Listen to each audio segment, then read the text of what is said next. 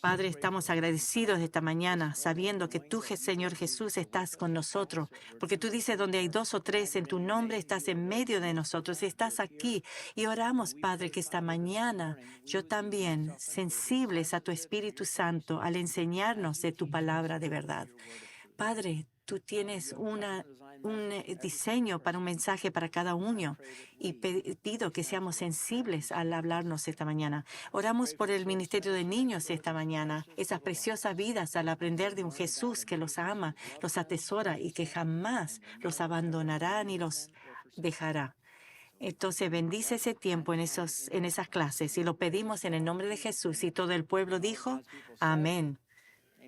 Estamos en el libro de Nehemías y si necesitas una Biblia, levanta la mano. Te traeré una. Quiero decirle que estoy bien. Estaba un poco agitado. Me robaron en una gasolinera la semana pasada. Después de que mis manos dejaron de temblar, logré llamar a la policía de Líbano. Todo fue captado en cámara, afortunadamente, y la policía respondió rápidamente, me calmaron y explicaron que esto sucede todo el tiempo en Líbano.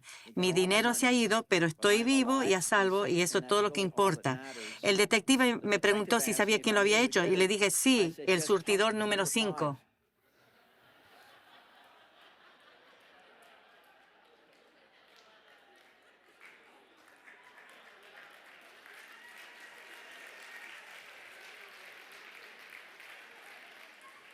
Wow. Eso es raro tener eso después de un chiste. Wow. Quiero confesar algo. El domingo pasado mi chiste era insensible a las personas con discapacidades y le pido perdón, no tendría que haber hecho eso. Me desperté como a las 2 de la mañana y me di cuenta qué mal que había hecho y me pido perdón, no haré eso más. Cuando tú entraste esta mañana, a ustedes se les dio 10 centavos y quiero hablarle de eso después del servicio. Ténganlo en la mano, quizás lo guarden ahí. Va a tener sentido después del servicio. Y también quiero hacerles saber que vamos a empezar el estudio en Apocalipsis, mayo 22, y eso va a ser un estudio bastante bueno. Es un tiempo para nuestra época. Ahora, si eres nuevo, estamos en el libro de Nehemías, en el capítulo 2. Nehemías, un joven de Persia, se mudó de Persia a Jerusalén para supervisar la reconstrucción del muro que rodeaba Jerusalén. En capítulo 6 celebraron la reconstrucción de ese muro, habiendo completado el enorme proyecto en solo 52 días. En ese capítulo 6. En capítulo 8, Esdras, el sacerdote, está ahí y lee la palabra de Dios a toda la población de judíos y ellos son abrumados por la realización de lo desobedientes que fueron ellos y sus ancestros. Entonces, en capítulo 9, en respuesta a eso, el pueblo se junta para llorar, arrepentirse y confesar sus pecados, seguido por un servicio gozoso, alegre de alabanza y adoración al final. Y después, al capítulo 10, ellos se comprometen a obedecer a Dios y al final del capítulo 10 se comprometen, se atan a la maldición de Dios y desobedecen sus leyes en el futuro. Lo leemos en Nehemías 10, verso 29. Se unió a sus jefes y se comprometió mediante juramento. Juraron que caería una maldición sobre ellos mismos si dejaban de obedecer la ley de Dios dada por medio de su siervo Moisés. Prometieron solemnemente seguir al pie de la letra todos los mandatos, las ordenanzas y los decretos del Señor nuestro Dios. Es un compromiso bastante grande. Y luego, comenzando en verso 30, profundizan y agregan 9 más mandamientos específicos que juran guardar. Más específicos estos mandamientos que juran guardar. Quieren subrayar este compromiso. Y el primero en Nehemías 10:30. Nos comprometemos a no permitir que nuestras hijas se casen con los habitantes paganos de la tierra, ni a permitir que nuestros hijos se casen con sus hijas. Ahora, antes de pensar que esto de casarse con esposas extranjeras era una epidemia, considera el bajo número de ofensores enumerados comprobado al número de personas que regresaron con Zorobabel en Nehemías capítulo 7. Si pueden poner este gráfico, es solo 0.4%. Hay 111 personas que se casaron con personas paganas, solo 4 de 1000. Entonces no era como una epidemia, pero era una preocupación. Y hemos hablado de esto antes, pero la razón que Dios no quería que esto se lleve a cabo es que Él sabía que estas esposas extranjeras apartarían el corazón de sus maridos al único Dios. Dios advirtió eso a Moisés en Deuteronomio 7. No te unas en matrimonio con su gente, no permitas que tus hijas ni tus hijos se casen con los hijos o las hijas de esas naciones, porque ellos harán que tus hijos y tus hijas se aparten de mí para rendir culto a otros dioses. Entonces el enojo del Señor arderá contra ti y pronto te destruirá. Y entonces Dios sabía lo que iba a suceder, y el profeta Malaquías, que profetizó en el siglo V, más o menos 40 años después de Nehemías, Malaquías dijo esto en capítulo 2:14. Claman, ¿por qué el Señor no acepta mi adoración? Les diré por qué. Porque el Señor fue testigo de los votos que tú y tu esposa hicieron cuando eran jóvenes, pero tú le has sido infiel, aunque ella siguió siendo tu compañera fiel, la esposa con la que hiciste tus votos matrimoniales. La idea era que los rabinos judíos, cuando explicaron este comentario de Malaquías, sugieren que estos hombres y sus esposas mayores ya de edad las divorciaron porque habían perdido su belleza al envejecer. Rabí Johanán escribió, cuando los judíos se volvieron del exilio, los rostros de sus esposas habían perdido su atractivo por el sol. Entonces, cuando sus esposos la dejaron, se casaron con mujeres paganas. ¿Era esto legal de acuerdo con la ley mosaica? Técnicamente sí.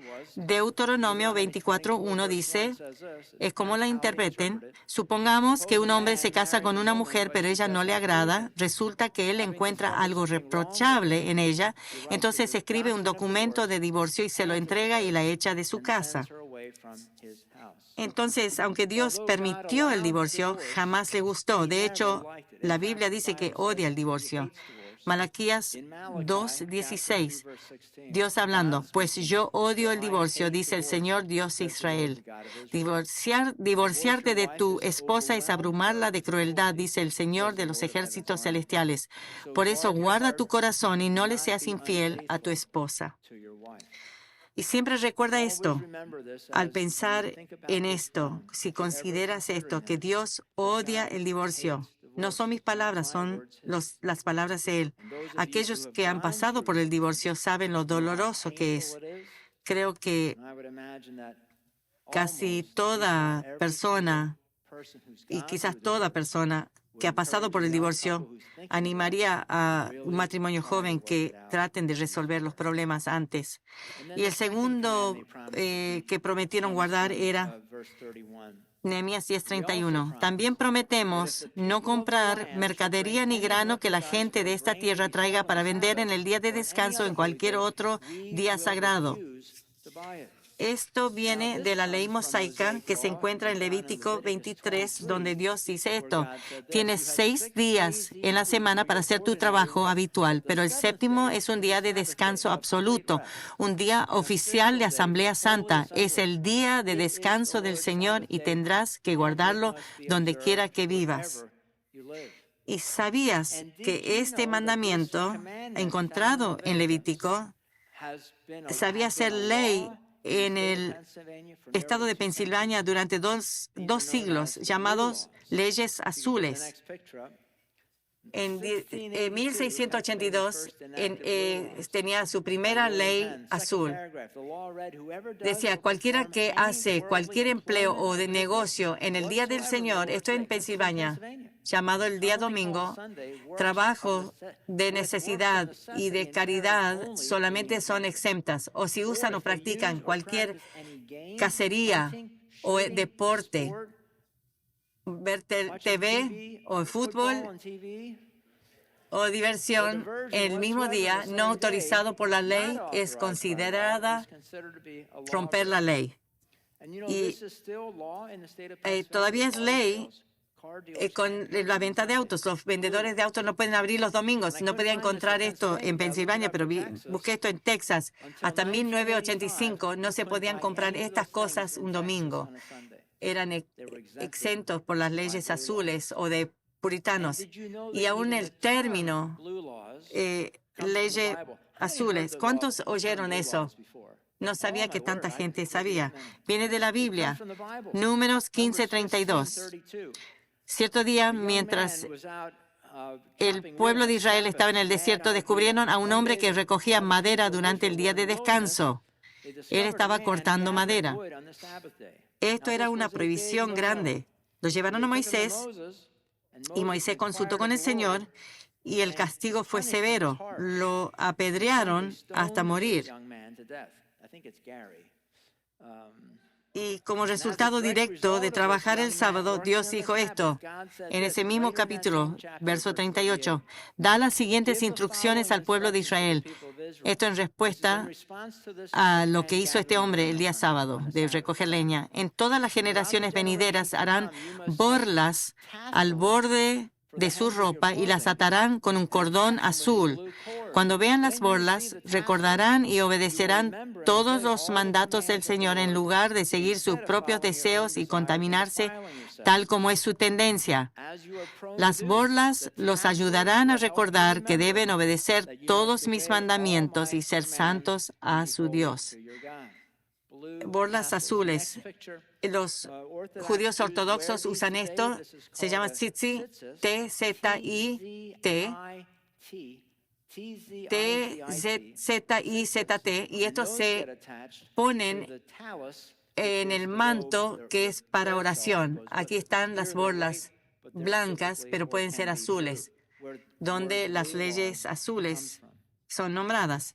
Entonces Dios requiere que nosotros hoy en día no trabajemos o compremos en nuestro día domingo, nuestro día santo. No tenemos necesidad de hacerlo porque estamos bajo la gracia. Pero si tú tienes la convicción de cualquier aspecto de trabajar o comprar el día domingo, tú lo debes resolver. Lo que no puedes hacer, escuchen, lo que no puedes hacer es tratar de imponer tu convicción personal sobre otro. Si tú lo haces, entonces ahí se pone feo. Lo que tú quieres hacer, estamos bajo gracia. Y si tú sientes que eso honra al Señor, tú haz eso, pero no lo impongas a otro. Y la verdad es que todos andaríamos mejor con un día de descanso cada semana. Considera eso como parte de esta decisión. Hace años leí un artículo que en el principio de la Revolución Industrial, Francia trató de ir a una semana métrica de 10 días y un día de descanso. Y dice que la gente se enloquecía, que no era suficiente descanso. Dios tenía eso 1 a 7 ya arreglado. Y si piensas en esto, todos pagamos más por estar abiertos 7 días. Porque si piensan en esto, el mismo total de productos se va a vender en 7 días como en 6 días, ¿no es cierto? El mismo total. Pero ahora, con los negocios teniendo expensas para 7 días en vez de 6 días, ¿quién paga ese día extra de expensas? Nosotros. Dios tenía un buen plan, creo. El próximo mandamiento que habían jurado guardar es la segunda parte de ese versículo. Cada séptimo año dejaremos que nuestras tierras descansen y perdonaremos toda deuda. La primera parte, no deben trabajar el séptimo año. Nada de trabajo, y eso viene de la ley mosaica. Éxodo 23:10 dice esto. Siembra y recoge tus cosechas durante 6 años, pero el séptimo año deja que la tierra se renueva y descanse sin cultivar. Permite que la gente pobre de tu pueblo coseche lo que crezca por sí mismo durante ese año. Deja el resto para que coman los animales salvajes. Haz lo mismo con tus viñedos y olivares. ¿Cuál sería tu primer pregunta si implementamos eso en el estado de Pensilvania? La primera pregunta es, ¿cómo podríamos sobrevivir? ¿Tomar todo un año ¿Cómo funcionaría eso? Y aunque Dios no nos da la respuesta específica para el año sabático, la respuesta se nos da en principio en Éxodo 16, que es el capítulo sobre el maná, el alimento del cielo que Dios les dio durante 40 años en el desierto.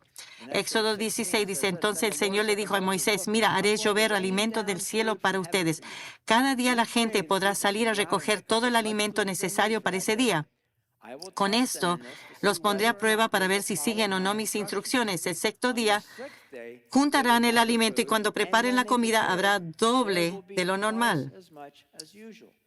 Eso fue sobrenatural. Y en el siguiente capítulo, en el sexto día, recogían el doble de lo habitual, es decir, 4 litros por persona en lugar de 2. Y entonces todos los líderes de la comunidad se dirigieron a Moisés en busca de una explicación. Él les dijo, esto es lo que el Señor ha ordenado. Mañana será un día de descanso absoluto, un día sagrado de descanso reservado para el Señor. Así que ordeno y hiervan todo lo que necesiten y guarden para mañana lo que les sobre. Entonces, este cuadro sería la pregunta, ¿cómo te tomas un año entero de tu trabajo? Creo que ese mismo principio del maná se aplica al año sabático. Si confiaban en Dios y descansan el séptimo año, Dios proveía 2 veces más el sexto año que lo hizo los últimos 5. Cuando yo estaba en negocio, yo leí esto y pensé, qué bueno sería aplicar esto y dar a todos los empleados el séptimo año de descanso y pagarles. ¿Creí que Dios honraría? Sí, pero ¿tenía la fe de hacerlo? No. Saben, los judíos ortodoxos son muy buenos en guardar todos los años. Se hacía la pregunta, ¿los judíos ortodoxos de Israel dejaban un cultivo cada 7 años? En los primeros años del reasentamiento de la tierra de Israel, el entonces rabino principal Abraham Isaac Kook inventó un tecnicismo legal para eludir el año sabático que se llamaba Éter Máquina. Cada 7 años la tierra se vendía a los árabes durante el año sabático con una recompra garantizada al final del año. Esto permitía que los no judíos continúen trabajando la tierra y por lo tanto no violaban la ley. Siempre una manera de rodear la ley. Y la segunda parte del 16 dice, cada séptimo año dejaremos que nuestra tierra descansen y perdonaremos toda deuda, deuda de tarjeta de crédito, de hipoteca, cada 7 años. Esto viene de Deuteronomio 15, de la ley mosaica. Dice, al final de cada séptimo año tienes que anular las deudas de todos los que te deban dinero. Lo harás de la siguiente manera. Cada uno anulará los préstamos que le hayan hecho a otro hermano israelita. Nadie exigirá ningún pago de sus vecinos ni de sus parientes porque habrá llegado el tiempo del Señor para la liberación de las deudas. Sin embargo, esa liberación solo sirve para tus hermanos israelitas, no para los extranjeros que vivan en medio de ti. Una pregunta. ¿Tú crees que la gente quería ver este séptimo año cuando se cancela toda deuda? Bueno, los pobres sí, los ricos probablemente no tanto, porque sería una pérdida. Y uno podía preguntar, entonces, ¿por qué no podrían los ricos haber limitado sus pérdidas al no prestar dinero a los pobres o hacerlos nada más 4 o 5 años y no acercarse al séptimo año? Pero Dios vio esto venir y habló de esto. En Deuteronomio 15 dice esto. Al final de cada séptimo año, pero si hubiera israelitas pobres en tus ciudades, cuando llegues a la tierra que el Señor tu Dios te da, no seas insensible ni tacaño con ellos. En cambio, sé generoso y préstales lo que necesiten. Escuchen, no seas mezquino ni le niegues un préstamo a alguien por el hecho de que se acerque el año para anular las deudas. Si te niegas a dar el préstamo y la persona con necesidad clama al Señor, serás culpable de pecado. Luego, la gente hace un acuerdo de pagar el impuesto anual al templo. Nehemías 10:32. Además, nos comprometemos a obedecer el mandato de pagar el impuesto anual del templo de 4 gramos de plata para los gastos del templo de nuestro Dios. Este monto servirá para el pan de la presencia, las ofrendas regulares de grano y las ofrendas quemadas, las ofrendas de los días de descanso, las celebraciones de Luna Nueva y los festivales anuales, las ofrendas sagradas y las ofrendas para hacer expiación por el pecado de Israel. Servirá para proporcionar todo lo necesario para el trabajo del templo de nuestro Dios. Y de nuevo, esto también se conocía como el impuesto de redención y se explica en Éxodo 30, dice esto. Entonces el Señor le dijo a Moisés, cada vez que hagas un censo del pueblo de Israel, cada hombre contado tendrá que pagar al Señor un rescate por sí mismo. Así ninguna plaga herirá a los israelitas cuando los cuentes. Cada persona contada tendrá que dar una pequeña pieza de plata como ofrenda sagrada al Señor. Este pago es de medio ciclo, según el ciclo del santuario, que equivale a 20 geras. Todos los que hayan cumplido 20 años deben dar esta ofrenda sagrada al Señor. Cuando presenten esta ofrenda al Señor para purificar sus vidas y hacerse justos ante Él, el rico no dará más del monto establecido y el pobre no dará menos. Recibe el dinero del rescate de los israelitas y úsalo para el cuidado del tabernáculo. Esto hará que el Señor se acuerde de los israelitas y servirá para purificarles su vida. De nuevo, la Reina Valera dice, una redención para su alma. Este impuesto del templo o impuesto de redención era designado para lograr 4 cosas. Número 1, para hacer que las personas consideren su pecado formalmente cada año, por lo menos una vez al año. Segundo, era traer conciencia al pueblo de que el pecado necesitaba ser redimido, que un precio debía ser pagado para cubrir el pecado o que su culpa sea quitada. Esto apunta a Jesús y su muerte en la cruz, una redención pagada. Después, 3, demostrar que la redención era igual para todos, que la cantidad para los ricos o los muy pobres era exactamente igual, porque cada alma para Dios era evaluada igual. Y número 4, este dinero, de última, era usada para el cuidado del templo donde la gloria Shekinah de Dios moraba. Y después, su siguiente promesa era traer leña para el fuego. Es interesante que es de los primeros 10. Dice, hicimos sorteos sagrados para determinar cuándo en tiempos regulares cada año las familias de los sacerdotes, los levitas y la gente común deberán llevar leña al templo de Dios para ser quemada en el altar del Señor nuestro Dios, como está escrito en la ley de Dios. Es interesante, pero este fuego en el altar tenía que siempre quemar, siempre arder, de noche, de día, 24 horas al día, los 7 días a la semana. Levítico 6 dice, entre tanto, el fuego del altar debe mantenerse ardiendo, nunca deberá apagarse. Es mucha leña porque es un altar grande. Cada mañana el sacerdote le echará leña nueva al fuego, luego acomodará la ofrenda quemada sobre él y también quemará la grasa de las ofrendas de paz. Recuerden, el fuego del altar siempre debe estar encendido, nunca debe apagarse. Y eso demandaba mucha madera. ¿Por qué Dios quería que ese fuego esté encendido? Porque representaba la presencia de Dios y el poder consumador de Dios. Y leemos esto en Nehemías 10. Nos comprometemos a llevar cada año al templo del Señor la primera parte de toda cosecha, sea producto de la tierra o de nuestros árboles frutales. Estos primeros frutos eran traídos al templo como alimento para los sacerdotes y levitas. Nehemías dice que el templo, el pueblo, tenía que traer estos regalos de cada cosecha, cada árbol, cada planta, mientras que en el Antiguo Testamento la ley requería solo dar primero fruto de 7 clases de plantas. Entonces, esta ofrenda que hacen va más allá de la ley mosaica y es excepcional. Nehemías 10:36 dice, aceptamos entregar a Dios nuestros primeros hijos varones y las primeras crías de todo nuestro ganado y de nuestros rebaños como lo establece la ley. Los presentaremos a los sacerdotes que ejercen el ministerio en el templo de nuestro Dios. Esto sale de la última plaga que Dios trajo sobre Faraón, Éxodo 13:1. Luego el Señor le dijo a Moisés, dedícame todos los primeros hijos varones del pueblo de Israel. Todo primer nacido, todos, tanto de los seres humanos como de los animales, me pertenece. Y mismo capítulo, el versículo 15, el faraón se puso terco y por nada quiso dejarnos ir. Moisés cuenta esto. Entonces el Señor mató a todos los primeros hijos varones en toda la tierra de Egipto y también a los machos de las primeras crías de los animales.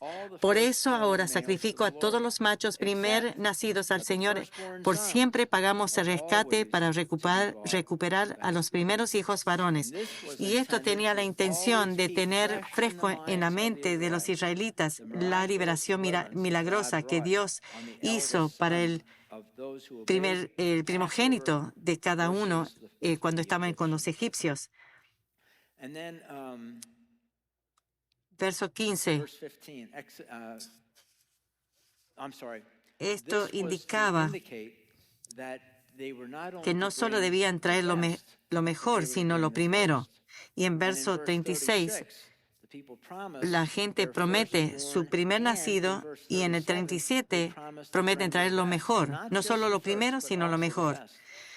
Almacenaremos los productos agrícolas en los depósitos del templo de nuestro Dios. Llevaremos lo mejor de nuestra harina y otras ofrendas de grano, lo mejor de nuestra fruta, lo mejor de nuestro vino nuevo y de nuestro aceite de oliva. Además, prometemos llevar a los levitas una décima parte de todo lo que nuestra tierra produzca, porque son los levitas quienes recogen los diezmos en todas nuestras poblaciones rurales.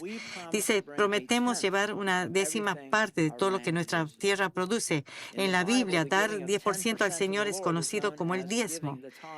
Y esta práctica de diezmar existía aún antes de la ley mosaica. Abraham, que vivió 430 años de que Dios diera la ley a Moisés, él dio un diezmo.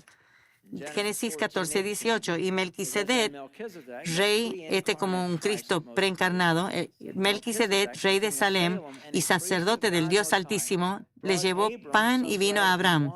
Y en respuesta a eso, unos versículos después, luego Abraham dio a Melquisedec una décima parte de todos los bienes que había recuperado. Entonces Abraham dio el diezmo aún antes de que hubiera una ley.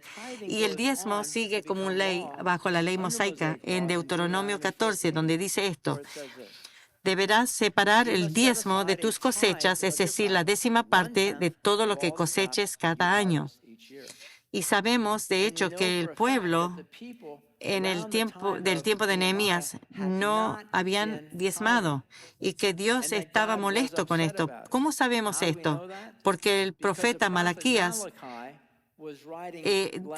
menos de 50 años después que prometieron a esta gente, escribió él, y no habían diezmado durante 50 años, por lo menos hasta el 50 años, cerca de eso.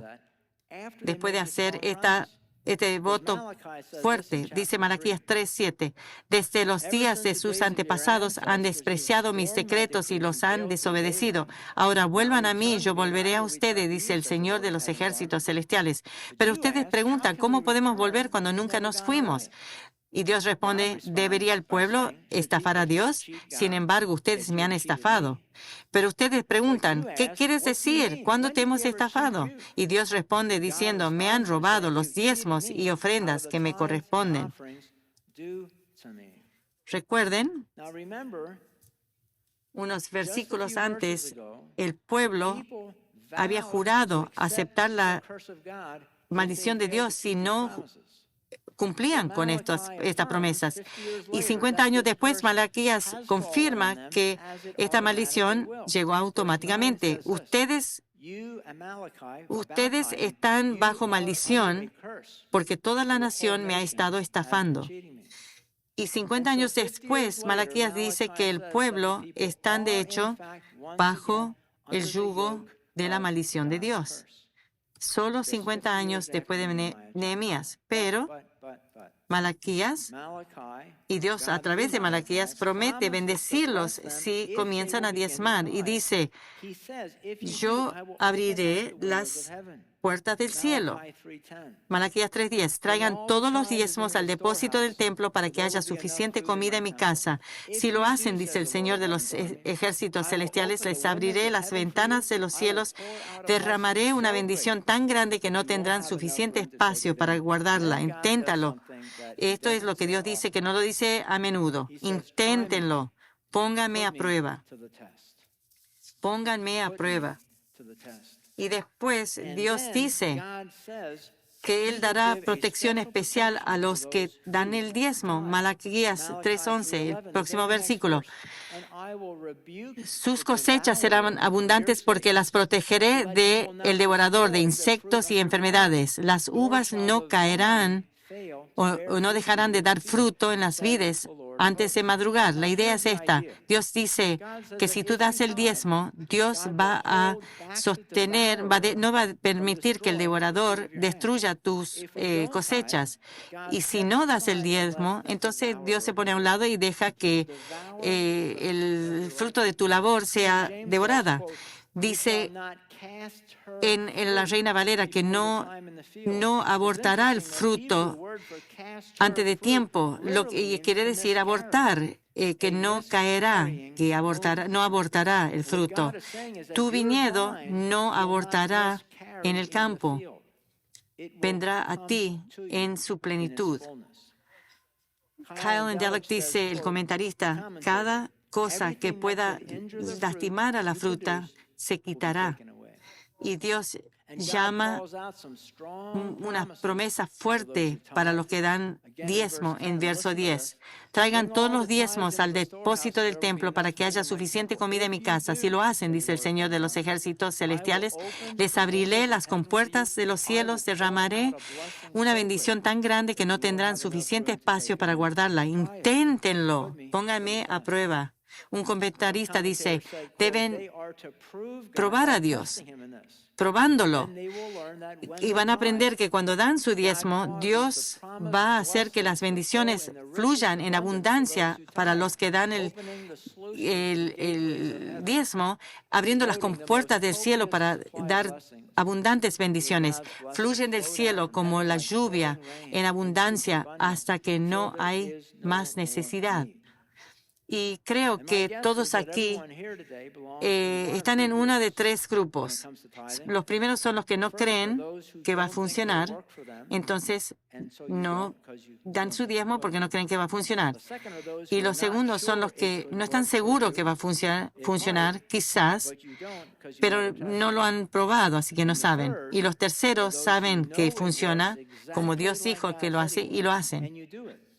Ustedes saben cómo esas personas llegaron del 1 al 2 al 3, se movieron del 1 al 2 al 3, probando a Dios en esto y viendo que es verdad. Y Dios quiere que nosotros le probemos en esto. Malaquías 3:10, una vez más. La última parte. Derramaré una bendición tan grande que no tendrán suficiente espacio para guardarla. Inténtenlo, pónganme a prueba. ¿Y cuál es el diseño detrás del diezmo del Señor? Deuteronomios 14:23. Lleva ese diezmo al lugar de adoración designado, el lugar que el Señor tu Dios elija para que su nombre sea honrado, y cómelo allí. Eso en su presencia. Lo harás así con el diezmo de tus granos, tu vino nuevo, tu aceite de oliva, los machos de tus primeras crías y manadas. Y aquí está. Esta práctica te enseñará a temer siempre al Señor tu Dios, a ponerlo primero.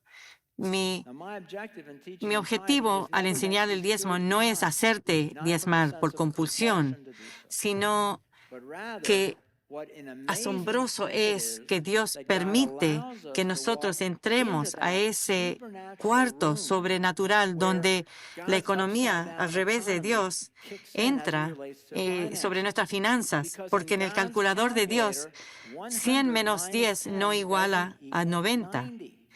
Quizás es igual a 100 o quizás es igual a 110, pero no puede ser igual a 90, porque si lo haría, escuchen, si en la calculadora de Dios 100 menos 10 sería 90, entonces él fallaría en su prueba y él no va a salir mal de la prueba. Es el mundo en el cual entraste. Si puedes poner por eso cuadro, dice, lo leamos juntos. Busca primeramente el reino de Dios y su justicia, y todas las demás cosas serán añadidas. Cuando ponemos a Dios primero, Él cuida de todo lo demás. ¿Cómo se aplica la lección de hoy a mí? Bueno, yo creo que este versículo claramente señala la economía al revés de Dios, que cuando tratas de salvar algo, lo vas a perder, pero cuando lo pierdes, lo ganas.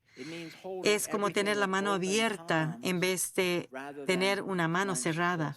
Y yo creo que esta fue la falla que encontró en el joven rico, no las posesiones que tenía, sino el hecho que él tenía una mano cerrada y los quería salvar. ¿Y qué de ti? Hay una canción famosa que nos hace mentirosos a casi todos nosotros. Dice, toma mi vida y que sea consagrada a ti. Toma mi plata y mi oro, que yo no me quede con nada. ¿Tú sostienes las posesiones que Dios te ha dado con manos abiertas o con manos cerradas? Lo que sigue es más difícil. ¿Y aquellos que tú amas, tú los tienes con mano abierta o con mano cerrada? ¿Los entregas a Dios? ¿Y tu propia vida? ¿Tú sostienes eso con la mano cerrada o con una palma abierta? ¿Y tu futuro, tus metas, tus deseos, aún la vida misma, está abierta tu mano o estás con el puño cerrado? Se ha dicho que el nivel de obediencia de un hombre no se determina por las 100 cosas que él entrega, sino se determina por las cosas que él no quiere entregar al Señor. ¿Qué estás dispuesto a poner en el altar? Cuando tú entraste esta mañana, se te dio una moneda. ¿Alguien aquí no tiene un 10 centavos? Levanta la mano. Hay uno aquí. Hay varios aquí. Gracias. Al ver este video último, quiero que tengas los 10 centavos en la mano. Mantén en la mano esos 10 centavos al mirar ese video.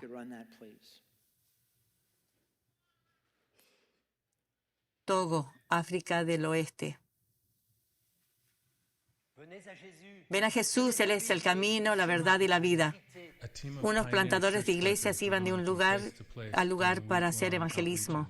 Una tarde, en un lugar nuevo, la mujer más pobre en la zona, una viuda llamada Suzanne, decidió entregar su vida a Jesús en respuesta al llamado al altar después del servicio.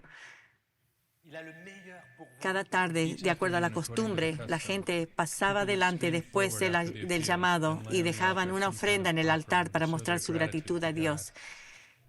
Muchos eran fruta y vegetales de su trabajo, su labor del día. Y ocasionalmente alguien daba un animal. Suzanne era tan pobre que no tenía nada para dar y tenía mucha pena, porque su fe nueva había transformado su vida. A menudo oraba en silencio, pero desesperadamente quería expresar su deseo a Dios por darle algo tangible a Él. 6 días después, el último día del evangelismo del misionero, compartió el evangelio por última vez. Cet amour qui a fait qu'il a donné son fils unique, il l'a envoyé vivre parmi les hommes et mourir sur la croix. Et pourquoi il est mort? Pour vous libérer. N'ayez plus peur, n'ayez plus de crainte. N'ayez plus peur des esprits, n'ayez plus peur des fétichistes. Dieu est venu pour vous libérer de tout ça. Même le problème de votre péché, il est réglé à la croix. Venez à Jésus, donnez-lui votre vie. Il vous attend, il a le meilleur pour vous. Venez à lui.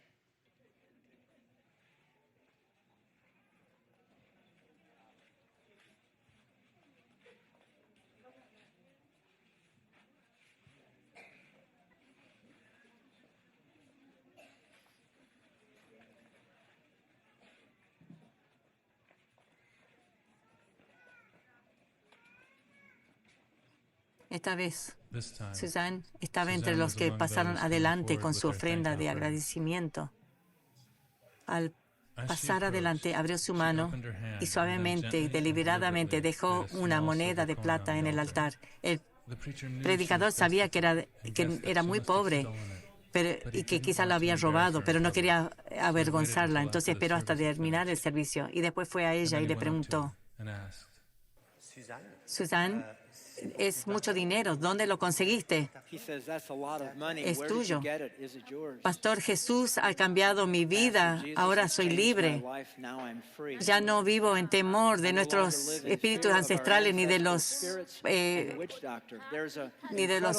brujos. Hay gozo en mi corazón. Aunque mi esposo y mis hijos están muertos, tengo razón para vivir.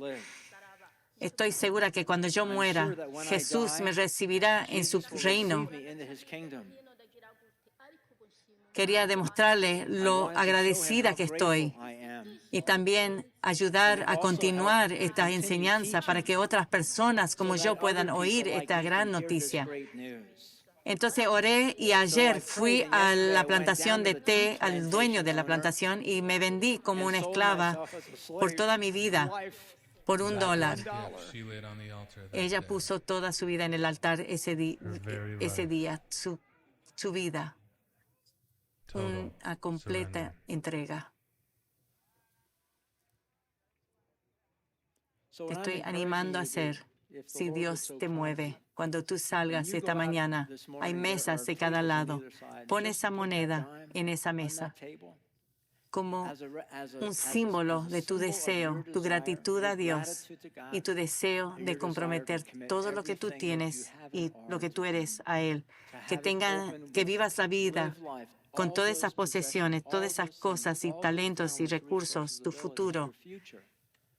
Tener todo eso con la mano abierta. Deja esa moneda ahí y quizás al hacerlo, dile al Señor, entrego mi vida completa a ti. Cerremos en oración. Padre, te damos gracias por esta preciosa mujer. Ninguno de nosotros ha dado tanto como ella. Ella tenía tan poco y dio toda su vida, entregó toda su vida como sierva para demostrar su expresión de gratitud a ti por salvarla. Si estás aquí esta mañana y no has orado para recibir a Cristo, ¿ves lo que significó eso para la mujer? Para todos los que han recibido a Cristo, es un don de gran valor. Si quieres hacer eso, haz esta oración en tu corazón. Padre, reconozco que he pecado, he cometido tantos errores y te pido que me perdones. Y yo recibo a Jesucristo como mi Salvador personal y Señor, tu muerte en la cruz, para que mis pecados sean perdonados y yo tenga vida eterna. En el nombre de Jesús. Y ahora, Señor, ayúdanos a vivir vidas que te honran y que vivamos nuestras vidas con manos abiertas, reconociendo que tú, Dios, diste todo y que el lugar más seguro donde podemos estar es completamente rendidos a ti. Y esto lo pedimos en el nombre de Jesús y todo el pueblo dijo, amén.